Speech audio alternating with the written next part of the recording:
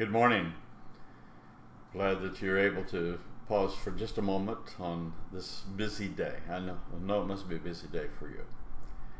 Come to you from my office here in Cayman Brack and anticipating a wonderful day in the Lord. I've been thinking about how busy we really are. And that's all right. I like to be busy. I really enjoy my work for the Lord. But sometimes I look around me and I see people that just seem like they're overwhelmed with busyness. It seems like they're so tired. They're overwhelmed. In moments when I feel overwhelmed, I hear Jesus speak to my spirit saying, "Come unto me, all you that labor and are heavy laden, and I'll give you rest." That's in Matthew chapter 11, verse 28. Did you notice that Jesus begins the verse with, "Come unto me"? This is from the Greek word that literally means come now. I'm inviting you to come. In Greek, it has the feeling of exclamation. It lets us know that Jesus joyfully welcomes us to come to him. And Jesus then says, "Come unto me, all you that labor." This implies that Jesus' invitation to come to him is a special invitation directed to those that are so busy working and overwhelmed with the needs and the times that they're in.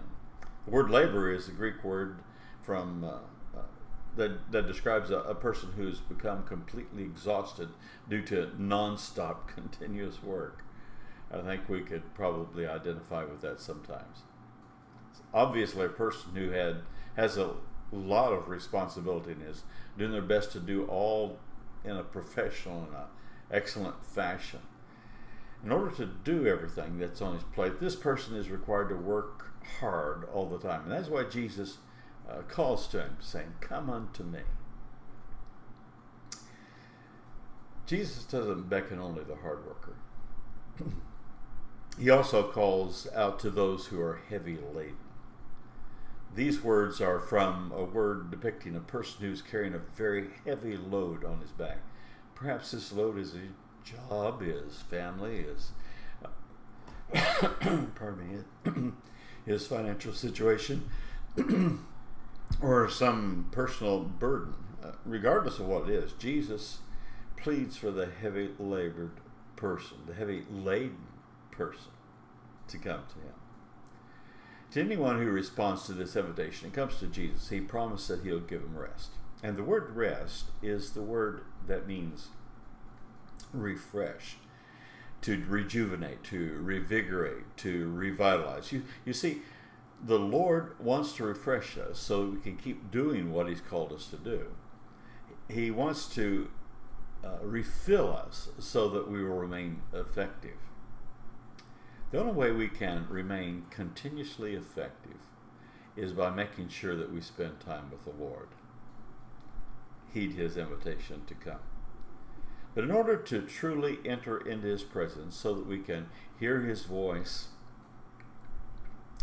hear the Holy Spirit speaking to us, we must first quiet ourselves by getting away from the commotion of life and finding a quiet place to worship, to pray, to read the Word. And this isn't just only at church, during church time.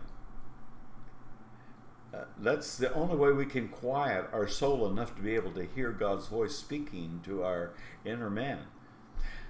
To think that we're going to run into God's presence and get everything that we need in the space of 5 minutes, that is just unrealistic. We must schedule time alone with God. Once you stop long enough to really rest in his presence, you'll finally be in a position where you can start receiving from him. So don't move too fast.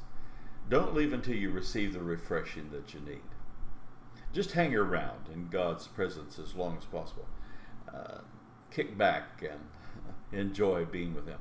Tarry there a while. Let the Holy Spirit give you peace and joy, strength, direction for your life. Learn to rest in God's presence. Spending time with the Lord is not an option. It's the answer. I hope that you'll find that true in your life as you begin to practice that if you haven't already. Well, it's been good chatting with you today. And I want to remind you, if you haven't already heard this from me, that if you're here on Cayman Brac and you don't have a church that you regularly attend, I'd like to encourage you to either come to our church at Watering Place or Spot Bay. Watering Place Church of God Holiness, Spot Bay Church of God Holiness. If you're from around here, you're familiar with those locations, I'm sure. And I know that you will find a welcome there, and you will enjoy being with God's people and enjoying God's presence. God bless you. Have a wonderful day in the Lord.